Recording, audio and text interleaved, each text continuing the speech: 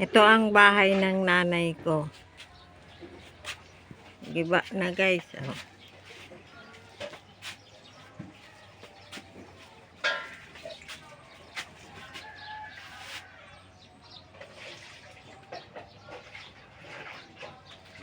Grabe, ito yung pinsala ng bagyong uwan. Ayan ang nanay ko naghuhugas.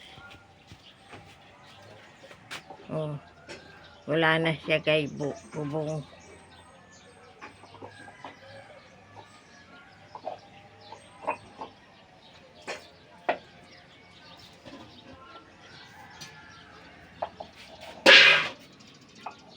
Ang nanay ko ay nubinta na.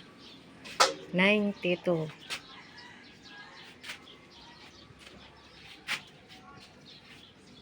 Ayan, grabe ang pinsala ng bagyong uwan guys. Oh. Ninitrato mo ko ta kuya ang kuya nagsisa nagdadakot kan sampayan.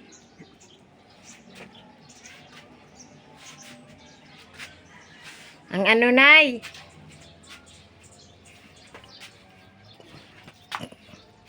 Ayan ang dalawang matanda. Nagsama-sama dito. Kawawa naman. Iba na yung kanilang bahay. Ayan.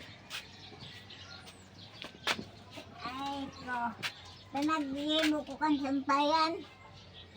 May sakit na rin yung lalaking yan na nakaupo. Kaya ganyan yan. Mag-ina yan guys. Ay ko. Naidong ka na. Derang ko nidban.